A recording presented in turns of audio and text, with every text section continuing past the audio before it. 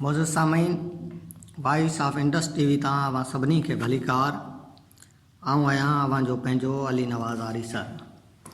मौजूद सामीन voice of Indus TV तां अॼु असां सिंधी ॿोलीअ जे नाले वारे आलम, तारीख़दान, माहिर लतीफ़ियात, कहाणीकार ऐं नाविल निगार सिंधूअ जी साझा सिराज जो तारफ़ी खाको पेश कंदासीं।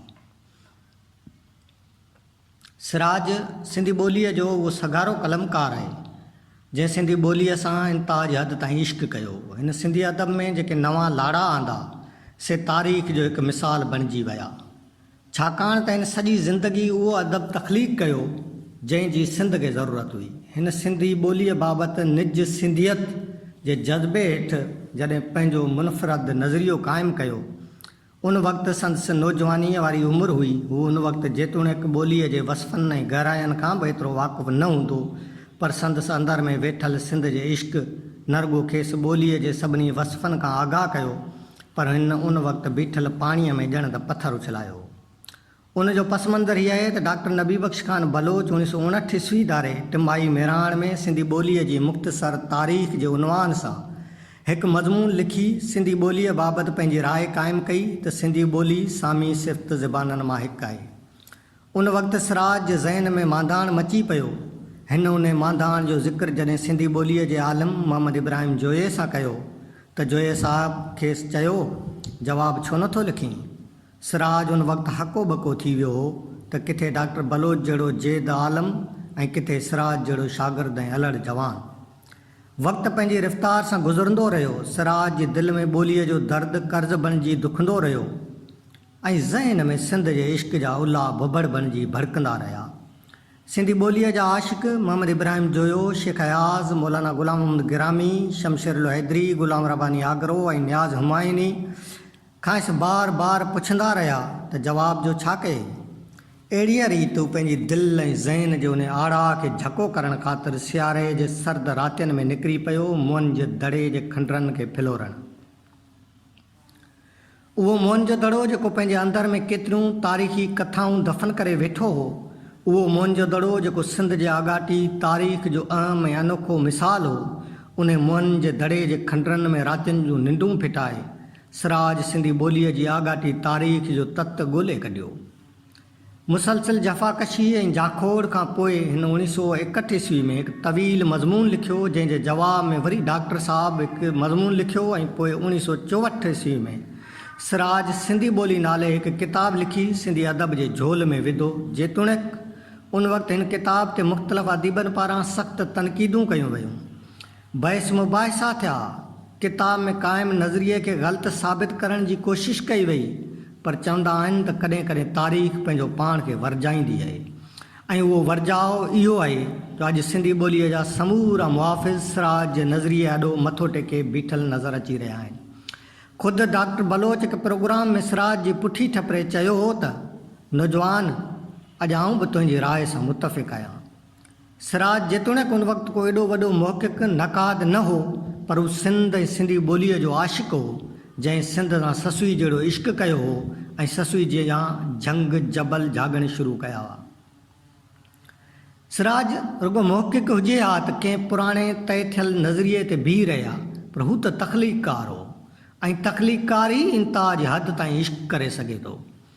सिराज आशिक़ न हुजे हा त ॿारोतण में पढ़ियल अलुबे वारी पटी संदसि ज़हन ते उकरियल न हुजे हा, ऐं हा उहो ॿोलीअ जो इश्क खेसि पंहिंजे वालिद साहिब मोहम्मद याकूब नियाज़ खां विरसे में मिलियो हो।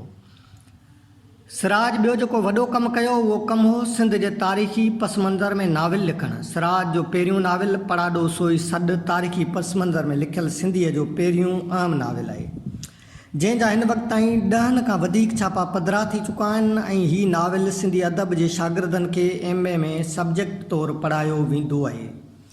हिन नाविल जी ॿोली जेतोणीकि सादी आहे, पर नाविल में जेको इनक़लाबी नुक़्तो खयूं वियो आहे तंहिं सिंध जी क़ौमी हलचल में चङो ख़ासो उभार आंदो। हीउ नाविल तुर्खाननि जी सिंध सां कयल ॾाढाइनि ख़िलाफ़ु आहे। सिराज साहब जी मथीं राय इहो साबित करे थी त सिंधी माण्हू वेड़ जो अमल ऐं मुनज़िम जिदोजहद हिन दौर में सिखिया। सिराज हिन किताब जो ॿियो भाङो बि लिखियो जेको मरण मूसी आओ जे नाले सां घणो बैदि में छपियो। अहिड़ीअ तरह सिराज वक़्त जी नब्ज़ ते हथ रखी अदब तख़लीक़ कंदो रहियो ऐं उन सिलसिले तहत हिन सिंधी नावलनि में ट्रियालॉजी बि मुतारफ़ कराई।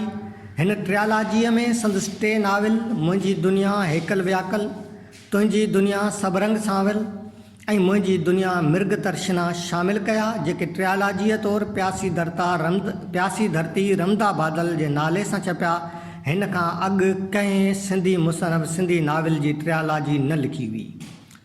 मजमूई तौरु सिराज हर दौर में मुतहरिक कलमकार रहियो आहे। हिन कहाणियूं बि लिखियूं त शाइरी बि कई, मंज़ूम नाटक बि लिखिया त लातादाद कालम बि लिखिया। हू जॾहिं हिलाल पाकिस्तान अख़बार जो एडिटर हो तॾहिं मुल्हां जी दौड़, सियासी मंज़रनामूं ऐं रतीअ जी रिहाण, सिरेट, लातादाद, मज़मून ऐं तजिया लिखियाईं।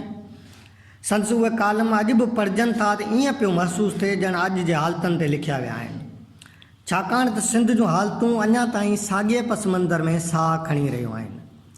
सिराज जे ॿियनि किताबनि में ॾखण मां थो सिज उभरे, कृष्ण चंद्र जे नाविल जो तर्जुमो, सिंध जी इक़्तिसादी तारीख़ SP छबलाणीअ जे किताब जो तर्जुमो, चूंड अमरीकी अफ़साना तर्जुमो, ए दर्द हलिया कहाणियूं, अठों माण्हू कहाणियूं, दर्द कहाणियूं, सियासी मंज़रनामूं, ॿ भाङा, ॾात ऐं ॾाप जी लाट, मुल्हां जी दौड़, शाह लतीफ़ जी आफ़ाक़ियत, रतीअ जी रिहाण, मुंजासिर जी सिट, इल्म मुग़ाशात ऐं शेक्सपियर जूं आखाणियूं, तर्जुमो ऐं ॿिया किताब शामिल आहिनि। अहिड़ीअ तरह संदसि किताबनि जो उर्दू ऐं अंग्रेज़ीअ में बि तर्जुमो थी चुको आहे।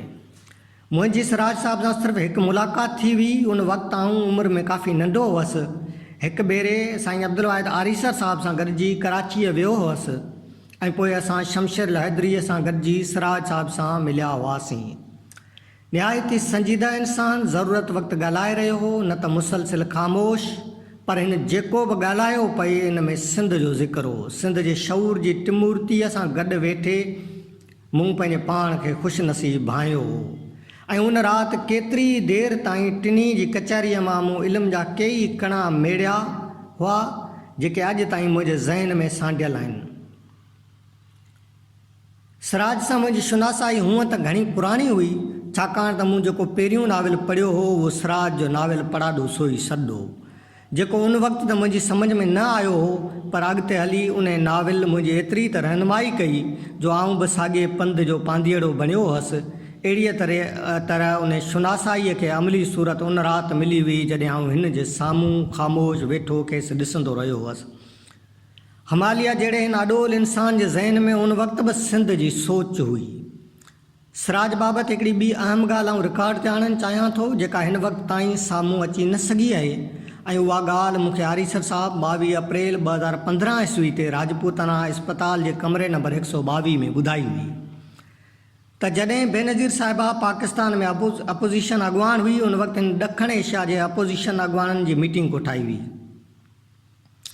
जंहिं मीटिंग में शेख हसीना वाजिद खां मुख़्तलिफ़ सहाफ़ी इंटरव्यू वठणु आया हुआ त हसीना वाजिद उन्हनि खे वराणियो हो त ऐं इंटरव्यू सिर्फ़ु बंगाली ॿोलीअ में ॾियणु पसंदि कंदुसि।